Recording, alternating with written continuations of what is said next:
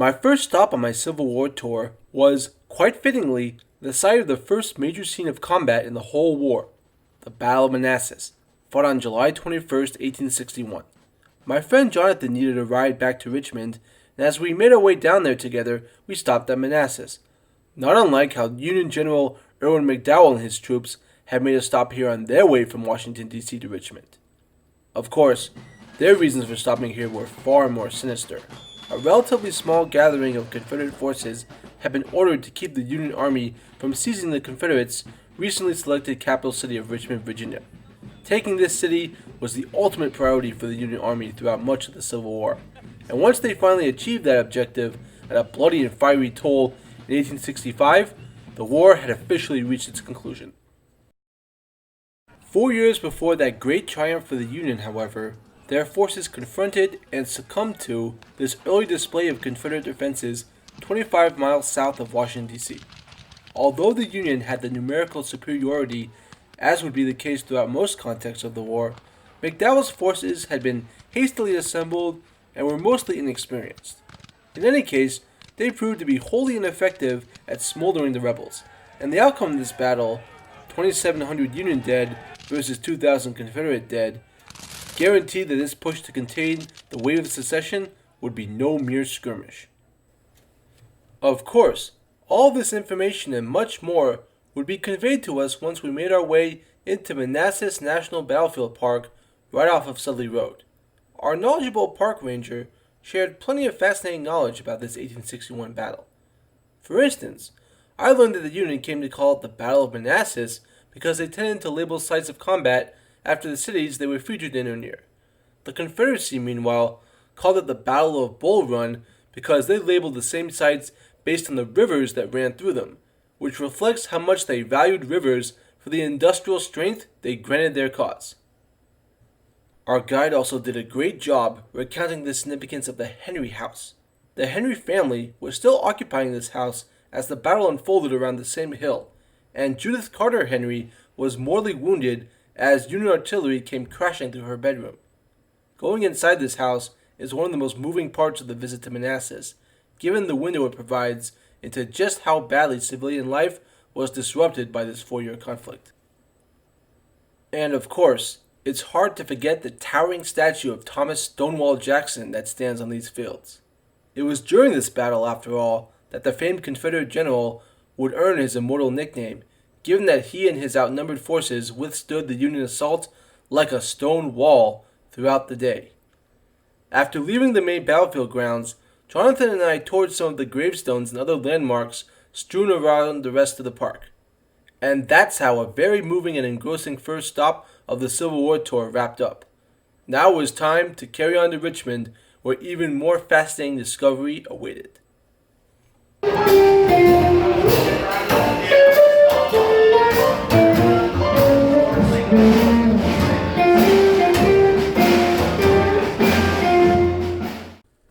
I helped Jonathan settle in his place in Richmond, and then we grabbed dinner and caught a live jazz show together, which was an excellent way to unwind after a busy day of travel and sightseeing. The next day, I dropped Jonathan off at a bus station and then was free to make my way around town and check out the sights.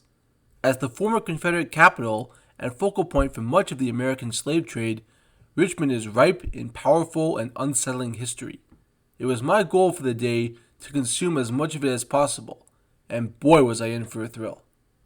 As a warm-up, I biked around town a bit and made my way to Monuments Avenue, which is dotted with statues and memorials to the likes of Robert E. Lee, Stonewall Jackson, Jefferson Davis, and Jeb Stuart, as well as one of Arthur Ashe, a tennis legend from Richmond. These statues have always been controversial, and that only intensified after the violence in Charlottesville in 2017, which was spawned by the attempted removal of statues of this nature. I will also add that it's quite eye-opening to drive a mere 2 hours from Washington, D.C., where there is nothing but statues of Union generals, down to Richmond, where the exact opposite is true. That is very telling, as you can imagine. I kept on riding my bike, which allowed me to take in some of the remarkable displays of street art murals that exist all over Richmond, and made my way to the Virginia War Memorial, a shrine to the 12,000 Virginians who have fallen throughout U.S. military history. The inside exhibition, Arms for the Nation, features weapons and uniforms from various conflicts dating back to the American Revolution, as well as detailed descriptions as to how Virginia and its fighting forces were specifically impacted by each of these wars. Given the theme of the trip, I kept an especially close eye on the Civil War section of this exhibition, but it was certainly valuable to get a sense as to how the Civil War fits in with the broader narrative of Virginia's wartime past. It only took a short bike ride for me to make my way from the War Memorial to the practically adjacent American Civil War Museum, located just a short ways down the James River. Once I was there, I got to enjoy a very thorough collection of items from throughout this era, together with descriptions as to how every section of America at the time, the North, the South, and the enslaved, were affected by various events in the Civil War timeline. Insight as to how the cotton gins arrival at the turn of the century dramatically influenced the growth of slavery in America was one of the most unsettling three-way bits of insight that the collection provided to me. Right outside, my tour continued with a walkthrough of the historical site that the museum had purposely been constructed next to, the Tredegar Iron Works. Our guide, also named Josh, did a great job highlighting the significance of this factory to the war. Namely, it's largely because of Tredegar that Richmond was selected as the capital of the Confederacy. They needed a spot with the industrial capacity to fuel their war effort, and roughly half of the machinery used by the Confederacy throughout the war came straight out of Tredegar. Josh described how a variety of free, enslaved, and foreign workers worked regularly at these ironworks, shoveling coal into furnaces, he said, in much the same manner as the men we see in the boiler room in the movie Titanic. They ultimately produced over 1,000 pieces of artillery there throughout the war. Tredegar largely survived the destruction of Richmond in 1865 and remained active as an industry through the mid-20th century. Some of the machinery on the grounds had even been used as late as the Korean War. What a staggering history lesson all that turned out to be! But more was still to come. I biked uphill to the Virginia Capitol grounds, which, like Monuments Avenue, are dotted with statues of controversial figures. Not just Confederate generals, but also Harry Byrd Sr., the Virginia senator who led a massive resistance against the desegregation of the state's public schools in the 1950s. A clearly deliberate counterbalance comes in the form of the Virginia Civil Rights Memorial, installed right next to the Byrd statue in 2008. The afternoon was ticking by, but I squeezed in a visit to the White House of the Confederacy in the Court End neighborhood. Jefferson Davis and his family had made their way up here from Montgomery, Alabama, the original Confederate capital, in August 1861, and they would remain there for the rest of the war. Davis was both an important statesman and a family man, and both of these qualities are reflected in his Richmond estate, from the at-home office where he carried out his duties to the bedrooms where he stayed with his wife Verena and their 5 children, 2 of whom were born in this White House. After all of that memorable sightseeing came the most stirring part of the day and an ultra-high point of the entire trip, the Richmond Slave Trail. It was imperative for me to take in as much as I could about the practice that would destroy millions of lives and ultimately spark the war that I was committed to absorbing to the fullest on this trip. And it turned out that the brainchild of the Richmond Slave Trail Commission in 1998 would provide the ideal outlet for that very objective. I crossed the James River and began the trail at the former site of the Manchester Docks. Here, slave ships would arrive to unload their captives, who then were sent across Virginia and other parts of the U.S. Around 2 million slaves were shuttled through Richmond in this manner, making the city the largest slave trading center in the Upper South during the antebellum era. Imagining giant slave ships passing by the river right in front of me proved to be quite emotionally difficult, and it only got worse as I continued on the trail and learned more of Virginia's role in this gruesome process of human trafficking. It was a relief to finally read the signs describing the rise of the abolitionist movement and the ban on the import of new slaves to America in the early 19th century, although the established system of slavery within the country would endure right up until 1865. But once I crossed the river back into downtown Richmond, I once again was plunged into heartbreak as I came across the former sites of a slave auction house and the gallows where Gabriel Prosser was hanged in 1800. Like Malcolm X much later, Gabriel had done away with his last name, recognizing that it had been assigned to him so as to designate him as his master's property. He had led a less bloody Nat Turner-like rebellion that ultimately resulted in his execution. Not until the 21st century did U.S. Senator Tim Kaine of Virginia officially pardon Gabriel for his unjust treatment. One of the few uplifting moments from this extraordinary trail was seeing the Slavery Reconciliation Statue, part of an international project done by former slaveholding nations. After consuming so much history in just a few hours, I had to hit up the Camel Bar for some live music to properly unwind.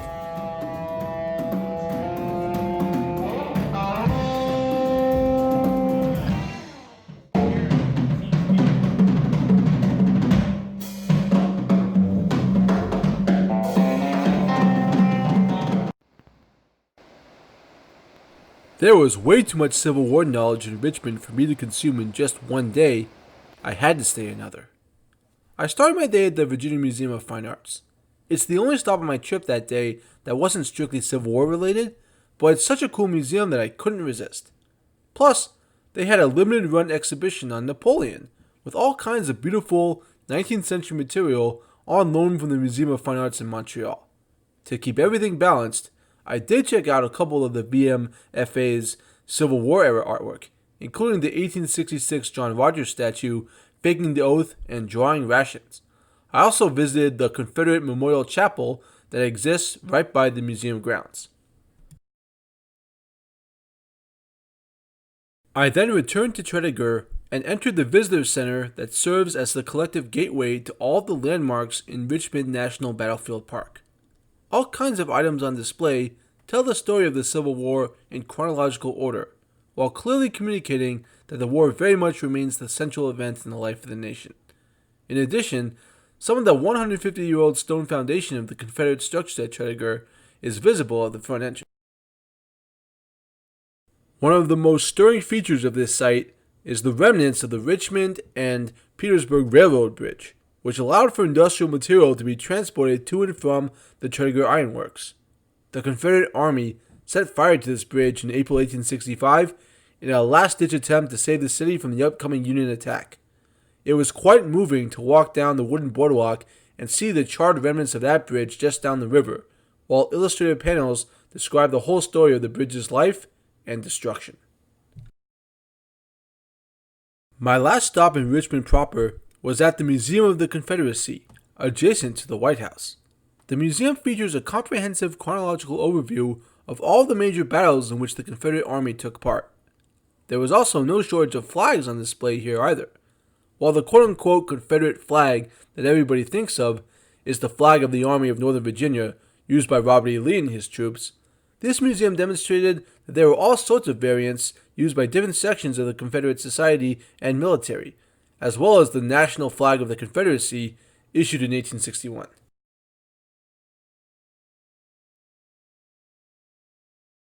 After wrapping up at that museum, I realized that, although there were many battlefield sites to see on the outskirts of Richmond, I would only have time to do one before dark. I wound up going with Malvern Hill. On my way, I made a brief stop at Glendale Cemetery, which was initially built for victims of the nearby Battle of Malvern Hill, but now features over 100 years' worth of further burials. Then, onto the battlefield itself. Here in Henrico, Virginia, I felt as deep in the middle of bloody nowhere as it is possible to be. Upon closer look, though, it turns out that I was at a site of great power.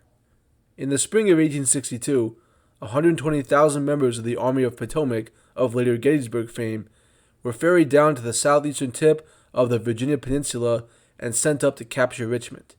If they had succeeded, the Confederates might have promptly surrendered, just as occurred when the capital city finally fell in April 1865. Only in such a scenario, the Civil War would have resulted in a relatively minor 9-month skirmish, rather than the bloodiest conflict to ever take place on American soil by a light year. Instead, Confederate forces led by various generals held their ground against the Union in what became known as the Peninsula Campaign. Finally, the most famous of all these generals, Robert E. Lee, took the offensive during the 7 Days Battle from June 25th to July 1st. The vast, empty field I had driven to was the site of the final scene of combat of the 7 Days Battle at Malvern Hill. The Union's superior artillery and coordination seriously overwhelmed the Confederate troops, led by Lee's comrade, General John Magruder. But in spite of that day's victory, Union General George McClellan proved exhausted by the withering combat of the past week, during which time the Union had taken over 15,000 casualties. He decided the Peninsula Campaign was a lost cause and whisked his remaining troops back north, thereby ending the largest operation in the Eastern Theater of the war up until that point. A bar in D.C. near the George McClellan statue on Connecticut Avenue is cleverly named McClellan's Retreat in reference to this costly withdrawal. All of this stunning history is accessible by the 1.5-mile walking trail in the park. Some of the earliest points of interest I passed were an old furnace and, as I entered the woods on my bike, the former burial sites of multiple Confederate victims of the battle, denied the honor of a proper burial that other victims were later recorded at the nearby Glendale Cemetery. Coming out of the woods, I saw rows of cannons on wheels positioned to roughly resemble the lines of both armies. This gives the viewer a rough idea of what the scale of the attack might have been on that day. That just about wrapped up my visit to the desolate but dramatic scene of July 1862's violence. Now it was back to the car and off to Pocahontas State Park, just a short ride away to camp out for the night.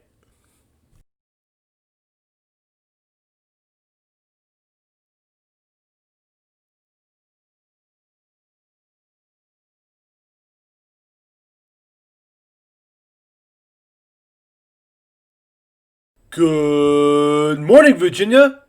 At nearly 8,000 acres, the largest state park in VA is a great gateway not only to tons of natural beauty, but also to at least 3 eras of history from 3 different centuries. It's named for Pocahontas, who lived not far from there in Lower Virginia in the early 1600s. Its 60 plus miles of trails were established by the Civilian Conservation Corps during the New Deal era, and the park is only a short ways from the Petersburg National Battlefield Park, making it of considerable interest to Civil War enthusiasts such as myself.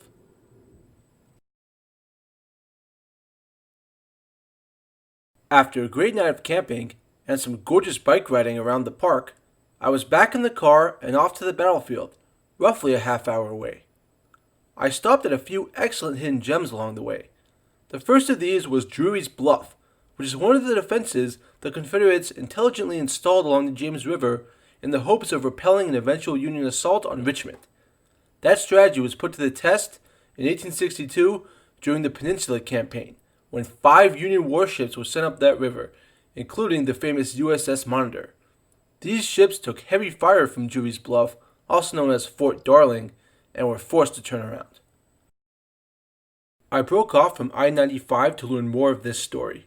It was pretty cool to snake my way through the grass-covered mounds that represented former barricades, and seeing the cannon still positioned out towards the James River is totally fascinating and succeeds marvelously at making the scene of naval combat come alive in your mind.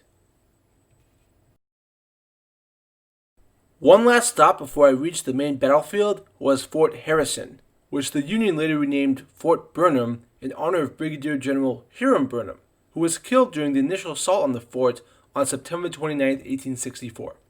Despite the loss of Burnham, the assault was successful, and the fort was soon secured by 2,500 Union forces. Lee's attempt to reclaim the fort the following day was unsuccessful, and the Battle of Fort Harrison represents a triumph for the Union in the wildly uneven Overland Campaign of 1864.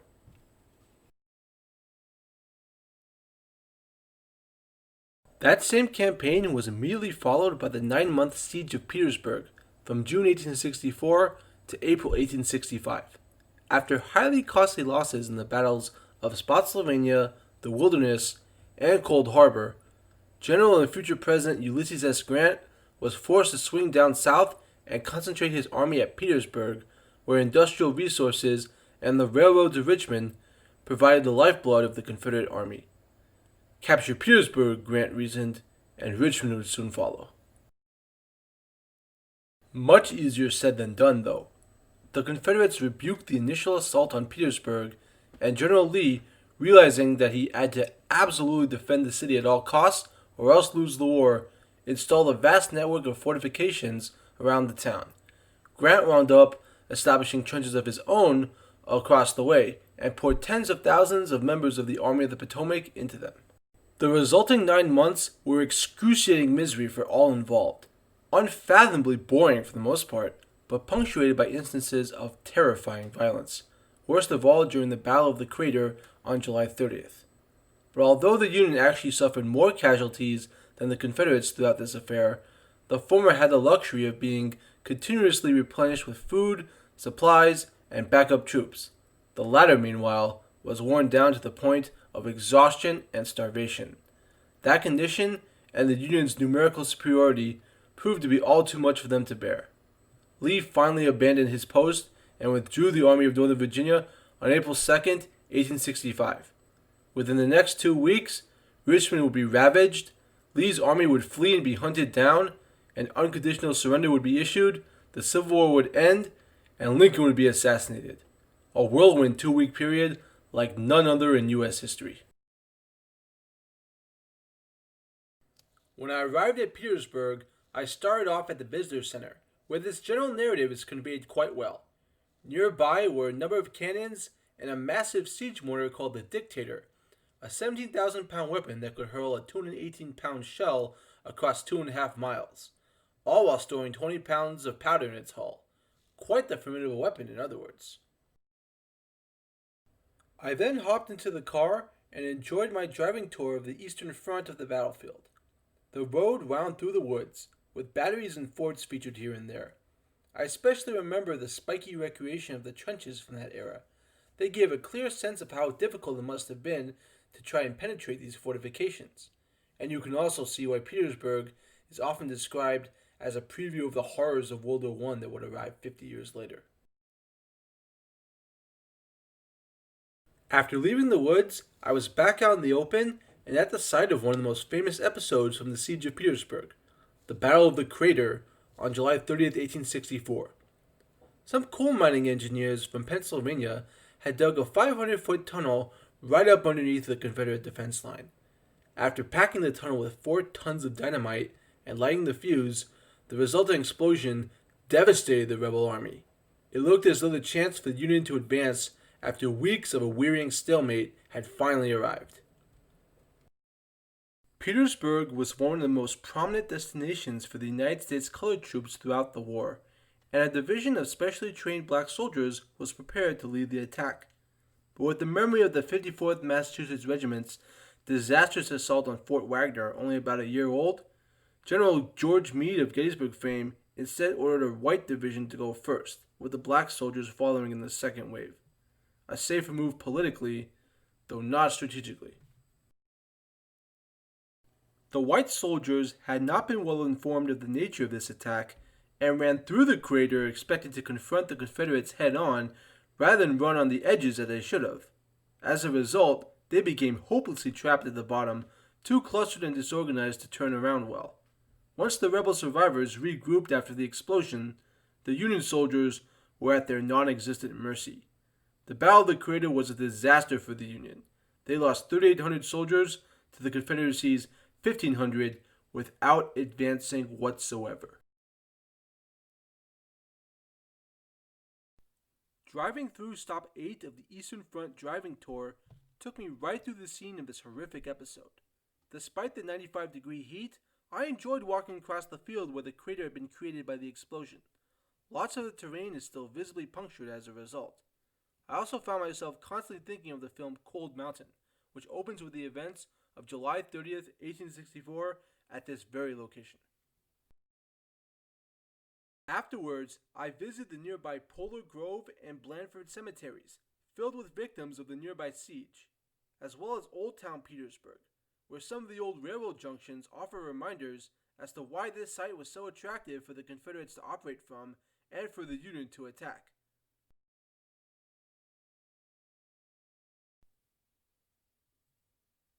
I then had about an hour's drive ahead of me before I arrived at Twin Lakes State Park.